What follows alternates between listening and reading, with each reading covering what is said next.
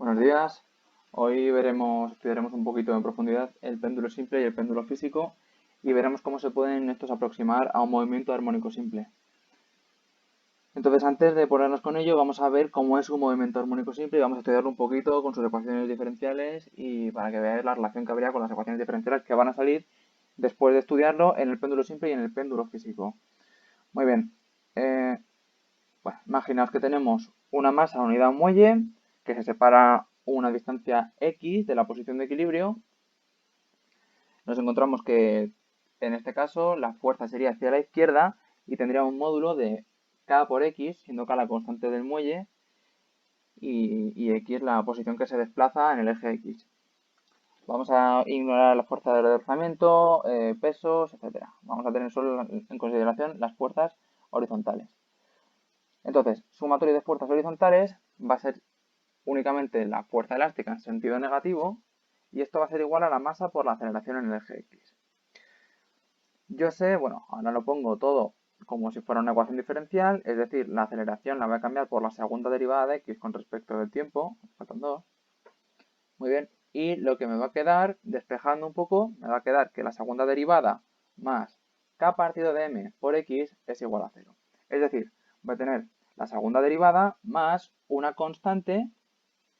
Voy a ponerlo de otra forma, ¿vale? Voy a tener segunda derivada más una constante, a llamarla c, por la función sin derivar, va a ser igual a 0.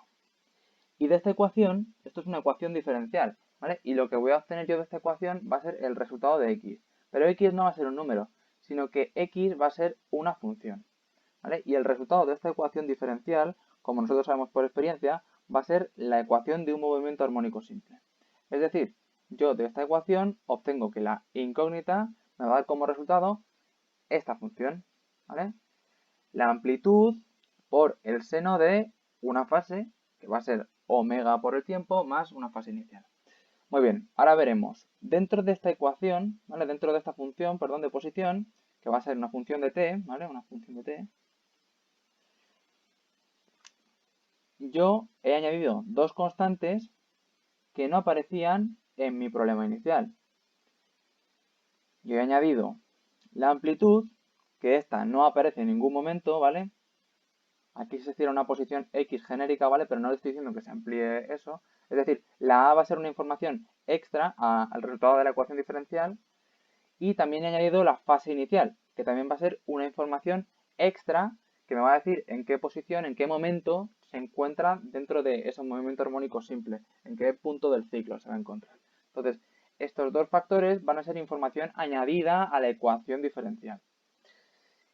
Y por último tengo omega, pero omega yo en realidad conozco su resultado. Yo sé que omega va a ser igual a la raíz cuadrada de k partido de m. ¿Vale? Es decir, esto de aquí va a ser omega al cuadrado. Lo que teníamos ahí en la ecuación diferencial va a ser omega al cuadrado. La constante va a ser omega al cuadrado. Muy bien. Ahora, visto esto, vamos a estudiar el péndulo simple y vamos a relacionarlo con lo que acabamos de hacer aquí en este caso, ¿vale? Entonces, el péndulo simple se divide en dos movimientos y aquí vamos a hacer un cambio de eje en el que vamos a decir que los ejes van a ser uno, el eje tangencial al movimiento y el segundo eje va a ser el eje normal, perpendicular al movimiento, que sería paralelo a la cuerda que sujeta la masa. Bueno, este péndulo, antes de empezar, tenemos que decir que vamos a reducir los ángulos a ángulos menores de 10 grados. Es decir, no se va a elevar 90 grados hasta arriba, es decir, se van a realizar oscilaciones muy pequeñas. Vale. Ahora, vamos a estudiar las fuerzas en los dos ejes. Primero, las fuerzas en el eje en el eje normal. En el eje normal tenemos sumatorio de fuerzas va a ser igual a la tensión que va para arriba menos la masa por la gravedad por el coseno del ángulo. Es decir, la el peso que va hacia abajo, ¿vale? La parte del peso que iría paralelo al eje normal, ¿vale? Y esto va a ser igual a la masa por la aceleración normal. Muy bien, y por otro lado voy a estudiar el movimiento tangencial. Me va a decir que el sumatorio de fuerzas tangenciales, estas normales, va a ser igual el peso por el seno del ángulo. Y esto será igual a la masa por la aceleración tangencial. Ahora tenemos que tener en cuenta que un péndulo al final es un movimiento circular. La aceleración tangencial yo lo podría resumir como la aceleración angular por L, es decir, por la longitud del brazo, ¿vale? La longitud de la cuerda.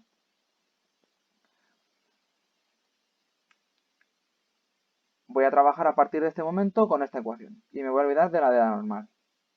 Entonces, me va a quedar que la masa por la gravedad por el seno del ángulo va a ser igual a la masa por la aceleración angular por la longitud de la cuerda.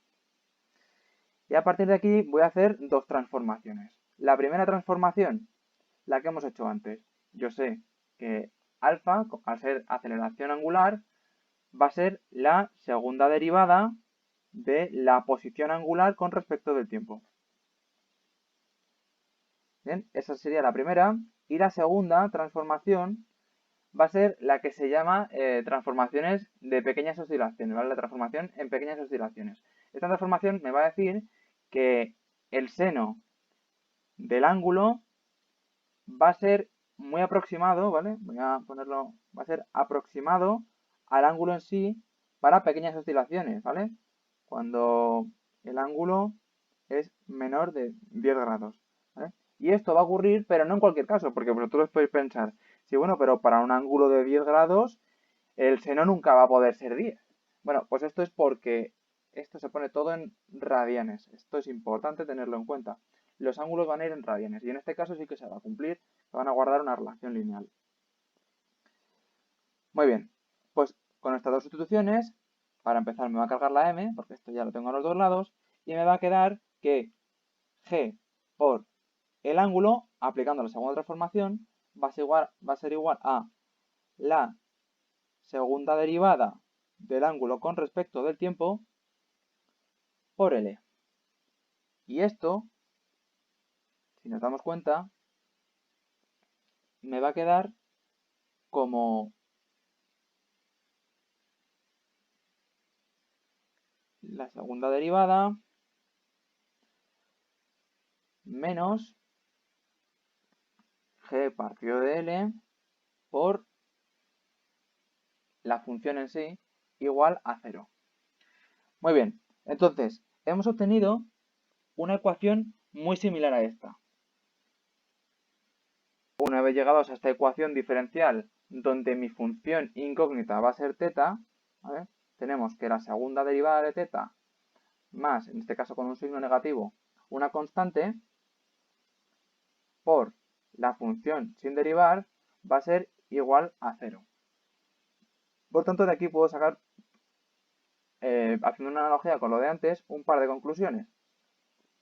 La primera de todas, que esto que hemos dicho que iba a ser la velocidad angular al cuadrado, y aquí obtenemos que la velocidad angular, ¿vale?, va a ser igual a la raíz de g partido de L. Y por otro lado, obtenemos que la posición angular va a ser una función de tipo amplitud angular inicial. Este sería el dato que no viene reflejado en el sistema, pero que yo tendría que añadir después, como hemos visto anteriormente, por una función trigonométrica que sería el seno, el seno o el coseno, sería indiferente, por omega por t, más una fase inicial, cuidado, no confundamos estas dos cosas, son dos unidades angulares, sin embargo esta me indica la fase y esta me indica la amplitud angular inicial. ¿Vale? Y esto sería otro dato que tendríamos que añadir al problema dependiendo del momento inicial.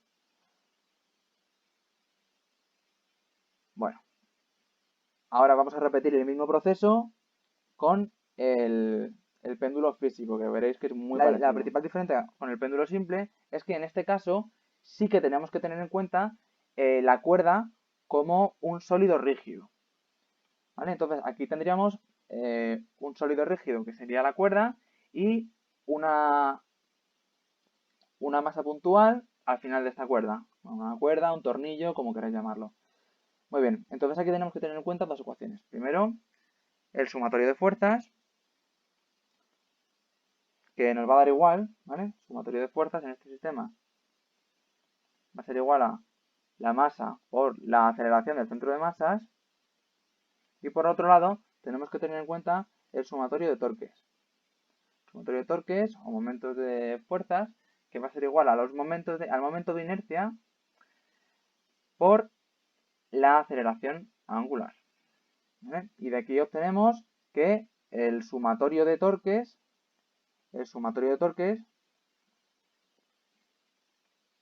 va a ser igual a, si lo medimos desde este punto, la masa por la gravedad por la distancia con respecto al punto de donde yo estoy midiendo por el seno del ángulo que forman, que en este caso va a ser teta. Porque si yo prolongo esto, me doy cuenta de que este ángulo va a volver a ser teta.